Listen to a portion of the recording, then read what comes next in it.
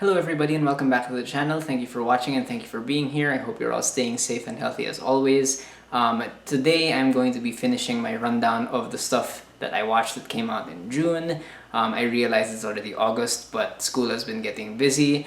I would also use this opening of the video to talk about things that have been happening recently in the country, but I feel like there's been so much to talk about. There was the sauna, there's the fact that we've now come back to the MECQ, whatever those letters really mean. Our own health professionals have put forward a message saying that, hey, we really need to rethink this whole thing. And then of course the president essentially just shot it down and ridiculed it and used it as a threat. So as always, I've left down the usual links in the description below. Please keep yourself safe and healthy. Please try to limit transmission of this virus as much as you can because we are sort of on our own at this point. So anyway, awful transition, but the first movie I want to talk about in this episode is one of the most important movies in the history of the world, in my opinion. Not really, but it's Trolls World Tour. You can read up about how the release of this movie and how its success on VOD led to this huge fight between some American theater chains and Universal Pictures. I think they sort of resolved the fight, but it's just insane to think about how Trolls World Tour almost killed the movie theater business. I already disproportionately dislike the first Trolls movie more than most people do, so I was not looking forward to this, and I dislike this one even more than the first. This whole thing would have been better off as just like a series of music videos, because clearly that's the whole point of these movies. There are some good numbers in here. Rachel Bloom gets to perform a bunch of classic rock songs. Kelly Clarkson has a very good original country song here. And Anderson .Paak, any song that he's a part of is instantly one of the best parts of the movie. But everywhere else, this movie is just so lazily made. Visually, it's nothing to write home about. Every single scene, every single song number does these really awful cutaways to like a really corny joke or a corny one-liner. The movie has no faith whatsoever in its audience's attention span. But the thing that really annoyed me about this movie is the fact that its lore, its music-based lore, while interesting, really just makes no sense the more you think about it. And I know we're not really supposed to think that hard about children's movies and whatnot, but I, for one, believe that children's movies still need a lot of effort put into them. I think they still need to provide messages that are intelligent in their construction. And here, I have no idea what this movie is trying to say. Yes, it does say some surface level things about accepting people from other races and whatnot, but the way this movie ends, and I don't care if this is a spoiler, they still privilege one group of trolls over the others. You know, it's still all about the pop trolls. Awful transition again, but the next movie I want to talk about is Driveways. This is about a young boy and his mother, Cody and Kathy, who travel to this New York suburb to the house of Kathy's deceased sister so they can clean it out. And as they spend some time there, they begin to bond with the next door neighbor, this elderly man named Del. Driveways is just so delicately put together in every single sense. The music is fantastic, the cinematography is beautiful, and the director Andrew Ann, whose first movie Spa Night I enjoyed, but I thought there was some room for growth there. I think that Andrew Ann finally finds the tone that he's been going for this whole time. There are lots of quiet moments in this movie that still somehow enhance character, and he uses those to really great effect. And the three main performances in this movie from Lucas J, Hong Chow, and the late Brian Dennehy are all fantastic. They all completely understand what these characters need. This is a story all about these three different people who have a lot of sort of clutter internally, and this whole movie is really just about them taking out that clutter and finding like a little emotional anchor to get them through the day. And I love that these characters are written like real people. As soon as Cody and Kathy turn up at the house, it's not like we suddenly get a whole laundry list of what we need to know about them or about Del. The information we receive about these people is really gradual and partial, but it's still affecting every time we learn something new about these people, even if it's not anything fantastic. And Brian Dennehy's final monologue in this movie makes for one of the best movie endings of the year. It will destroy you emotionally. Next up, one of the many documentaries I saw that came out in June is Crip Camp. This one is available on Netflix. It starts out being about a summer camp for disabled people in New York, but it eventually expands into a story of activists with disabilities fighting for their civil rights. First things first, and I know this will sound like a really specific thing, but this documentary has some of the cleanest archival footage I've ever seen in a documentary. A lot of the early parts of this movie are made up of essentially handheld home videos, but the audio is so clean and the video, like relatively speaking, is also so clean that you really forget that you're watching, you know, home videos essentially. However, as the movie goes on, as it, you know, starts dealing with the actual activism stuff, I think that the movie kind of stalls. I think it depends a little too much on just straight reportage without really dissecting the things that we're seeing. The way that the movie ends as well is a little strange, a little underdeveloped. It sort of just tapers off and doesn't really provide us with any insight into how the efforts of the activists have rippled into present-day politics. However, it's still great to see a documentary where so many people, so many subjects are just so inspiring. Here, the primary character, so to speak, in the film is Judy Heumann, who you really watch grow from like a camp counselor to someone who is front and center of the fight for the rights of the disabled. One documentary that is not quite as fun to watch is 1,000 Cuts, which is of course the documentary about President Duterte's war on press freedom here in the Philippines. I'll be the first to admit that it is very difficult for me to like objectively critique this movie or anything just because it's too close. It's not just close, like this stuff is still happening in this country up to today. So it's hard for me to really look at it critically, in my opinion.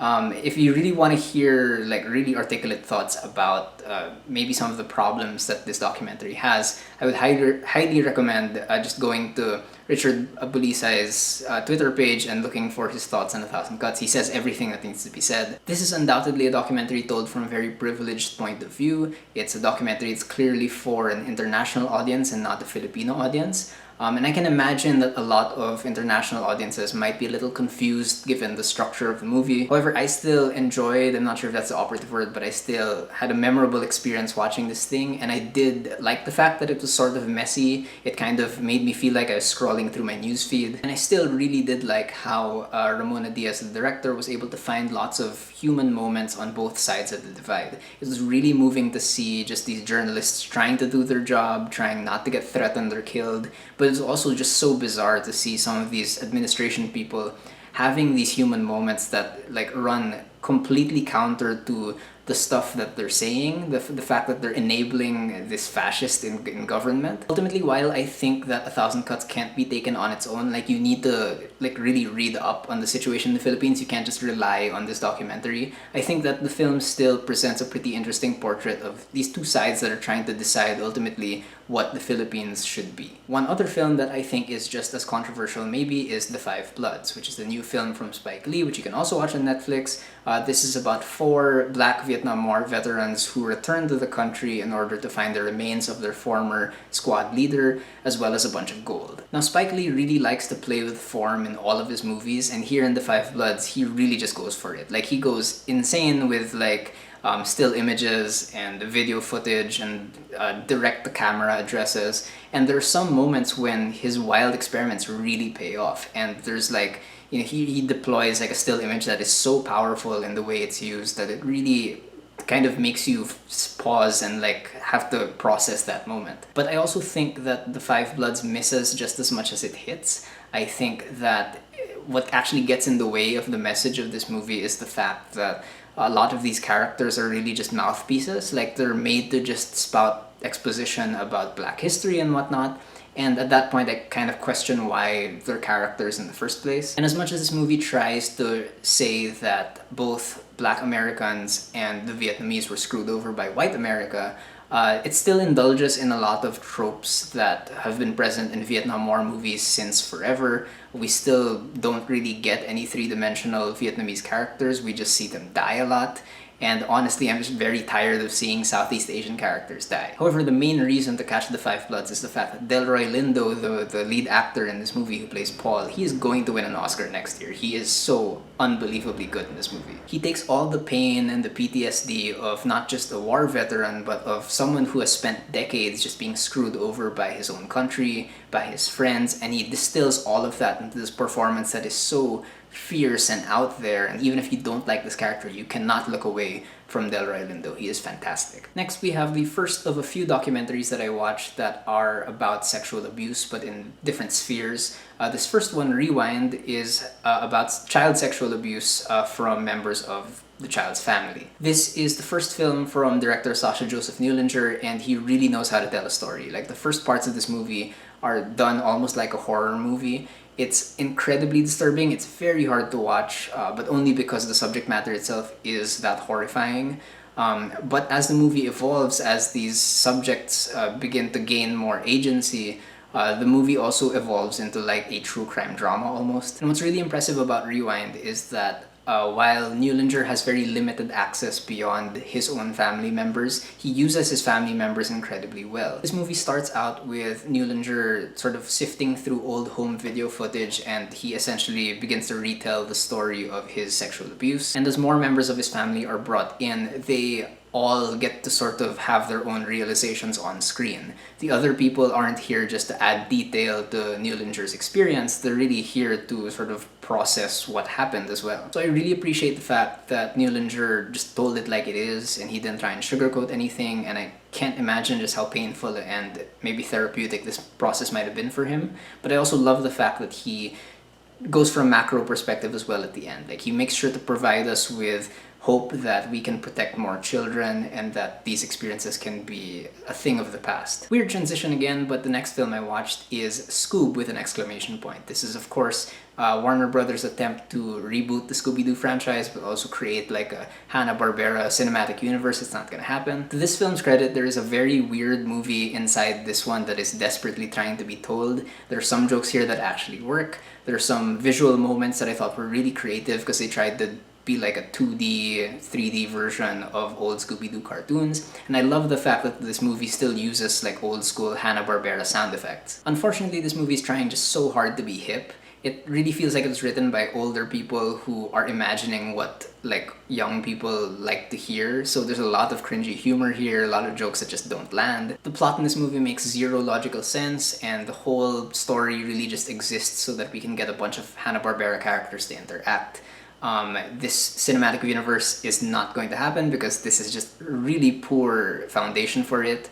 And if you're here to see like the sort of light horror mystery elements of the original Scooby-Doo, you're not gonna get that. In fact, 3/5 of the gang are completely sidelined, and we really just focus on Scooby and Shaggy, but even their storyline I thought was completely contrived. Now, one of my favorite movies of the year so far, and in my opinion, the first great sci-fi movie of the decade, is The Vast of Night. The Vast of Night takes place over the course of one night in this small suburb in the 1950s, and the film focuses on two friends who are of high school age, roughly, I believe. One is a switchboard operator and one is her friend, a radio DJ. And one night, both of them begin to hear strange noises on the air, and they try to figure out what exactly is happening. The important thing to realize before watching The Vast of Night is the fact that it clearly is trying to imitate the style of a 1950s radio drama, and it pulls it off incredibly well. So this whole movie is really essentially made up of talking and conversations and people telling stories to other people, and it is riveting the entire time. The dialogue from the very beginning is so snappy, and it's so dense, and it's so full of detail and personality that it's just incredibly fun to listen to. But then we get to certain monologues that some characters have as they detail their connections to the noises on air. And as these monologues go on, which last for many, many minutes, you begin to kind of feel the hairs at the back of your neck stand up, because like what they're talking about is just so creepy, but you can't like stop listening. It's so interesting. Of course, a movie like this will not work if it doesn't have good sound design, and The Vast of Night has the best sound design of the year. Every single thing sounds like it has purpose and urgency to it, and the actual sounds that these people hear over the air, while it's not to the level of like Arrival or anything, it's still odd enough and eerie enough that you really can't make out what they're hearing exactly. And the director, Andrew Patterson, creates just this unreal sense of paranoid tension throughout the entire film. He has lots of insane long takes, including one drone shot that I don't know how he pulled off.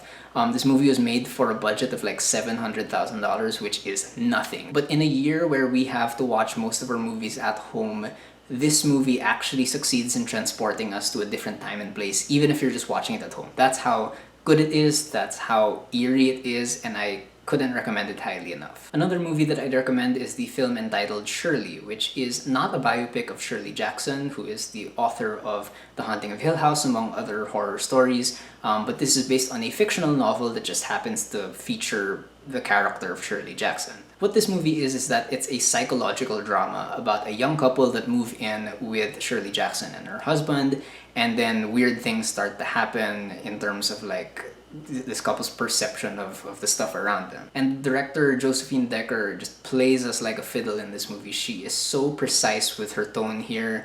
She understands that this movie isn't meant to be straightforward, so she doesn't really give us any answers in terms of what's real, what's not. But the point of the entire movie is the fact that reality is skewed for these women who are living under the control and the hubris of their husbands. It's all about women pushing back and rebelling and sort of finding solidarity in each other, in each other's experiences, even if they might not know each other on a personal level. This is also maybe the best performance I've seen from Elizabeth Moss, which is saying a lot because she is great in literally everything she's in. I mean, she was already great earlier this year in The Invisible Man, and here she just takes it up an entirely new level. This character is so rude and so uncouth, but you also understand where she's coming from. She has like this glee about about misbehaving and whatnot. It's just such a compelling performance. One movie that is not compelling in any way is the Disney adaptation of Artemis Fowl. I wouldn't say that I am a huge Artemis Fowl fan because I only read 2.5 books like a long time ago. However, I remember enough about that first book to know that they completely bastardized this adaptation. About 95% of this movie just does not work. First of all, the performances are all over the place. It doesn't feel like anybody's acting in the same movie. None of the actors know what the actual tone of the movie is. It's also really cheap. I have no idea where the budget for this movie went because it just looks and sounds and feels like a really bad Disney Channel original movie. And there's absolutely zero progression in plot, in character, even in setting in this whole 90 minutes. And I understand that the original Artemis Fowl novel really does take place essentially in one house. However, at least in that novel, Artemis Fowl, the character, is a bad guy. Like, he's an actual criminal mastermind who is the cause of grief for all these other characters. Here, he is nowhere near that interesting. He has nothing to do. He is barely connected with the events of the plot. I don't know what they were doing with this movie. Don't watch it. It's not gonna have any sequels anytime soon. Now, this next documentary is a movie that I actually just watched. However, it came out on Netflix in June, so I'm including it here anyway. And that is the documentary Disclosure, which is about transgender representation in cinema and on TV. This is such an intelligent and comprehensive documentary that dives so deep into its subject matter and creates such a compelling case for many ideas that it presents about trans representation, as well as how that representation directly affects the lives of trans people living in our world today. What I love about this movie is that it does not try to guide, like hold anyone's hand. It really just sort of sits down and says, you're gonna listen to our arguments, we're gonna assume you're smart enough to keep up. Every time that Disclosure arrives at a point that you might think is definitive, it pivots and offers another perspective to that same point from a different lens. It's just so, again, comprehensive and thorough. And this movie isn't just about choosing and picking like certain representations in film and saying why those representations are harmful. It really goes all the way to the very beginning of film history and shows us that transgender people have been present on screen since the very beginning. And together with them, negative stereotypes of them have been present since the beginning. And it really just does such a good job of tying all of these representations to real-world issues experienced by trans people everywhere. And just when you think that Disclosure is going to run out of examples for negative stereotypes in movies and TV, it gives you one example after another in so many different movies and TV shows. A lot of them are shows and TV and movies that we are familiar with, that we know. It just shows how deep the pain goes and how normalized it is in like all of this media that we just sort of dismiss as normal. And yet Disclosure doesn't exist to dismiss all of these shows and movies that have negative stereotypes. In fact, a lot of the subjects here who are 99% of them, 99% of them are trans. A lot of them like a lot of these movies that they're featuring. But the movie understands that challenging these representations is not the end goal of what they're fighting for. The end goal, of course, is to challenge the systems that make these representations possible, that maintain these representations. And it's just so inspiring to see just how intelligent and how well put together this film is. You can catch Disclosure on Netflix, and you can also catch this documentary, Athlete A, on Netflix. This is another documentary about sexual abuse, but this time in the realm of women's gymnastics. Athlete A is at its best when it's challenging these long-held beliefs and traditions in sports, primarily the belief that athletes, even young athletes, need to suffer and bleed for their sport. Not only does Athlete A challenge that, but it also directly connects that culture to the experiences of abuse that a lot of these young women have experienced. The movie does stall a little bit in the middle as the focus turns from these athletes to the reporters trying to break a story. However, the film still ends up in a really satisfying place where these women are able to really embrace the agency that they have and define themselves as people who are not just victims, but they're still athletes, they're strong women in solidarity with each other. It's still inspiring at the end of the day. And finally, my favorite documentary of the year, as well as maybe my second favorite movie of the year next to Never Rarely Sometimes Always, is On the Record, directed by Kirby Dick and Amy Ziering. This movie is also about sexual abuse, but this time in the hip-hop industry in America, particularly Russell Simmons, who was the head honcho of Def Jam, and the women that he abused and raped. But more than Russell Simmons, On the Record is really about the women who survived him, and who have defined themselves again as incredibly talented, smart women who have so much to offer to this industry. Now, it's really hard to make like a Talking Heads documentary compelling, but Kirby Dick and Amy Ziering understand that they don't necessarily need to impose like a directorial style on this story. They really just allow these women to talk.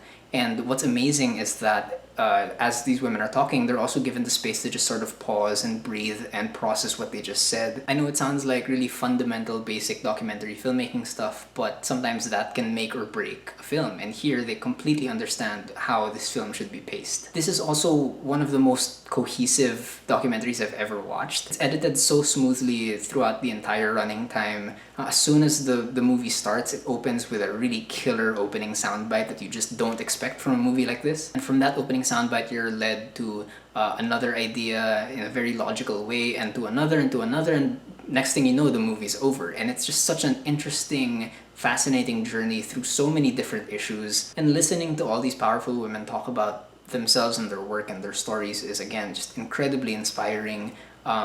Most of the women interviewed are Black women as well, which feeds into the larger themes of the movie. See, this movie isn't really just about sexual assault. It's about the history of everything that explains why it's so hard for Black women to report a Black man who is in a position of power. Every time they discuss sexual assault in this movie, it's always contextualized in terms of the hip-hop industry in its infancy, or in modern feminist movements that may exclude Black women, or in Black history that is explained in such a way where you understand how Black men and Black women have been sort of organized in opposition to each other, which explains why it's so difficult. Some documentaries you watch, you just sort of are entertained by. Some of them you learn like a thing or two that you didn't know before. And some documentaries like this one and Disclosure, it really just changes the way you process information in general. And that was my experience of watching this. Like, it just sort of makes you feel like your consciousness is growing, and I love that. I love this movie, one of my favorites of the year. Please do check it out if you can. Alright, so those are my thoughts on all the movies and TV shows that I watched in June. Of course, for the next video, we'll be talking about July releases. Hopefully I can get that out sometime, but it's the end of the semester, so we'll see. Anyway, thank you for watching and thank you for being here. I hope you stay safe and stay healthy, and if you want to say anything about the stuff that I just talked about, please do leave me a comment and let's have a conversation.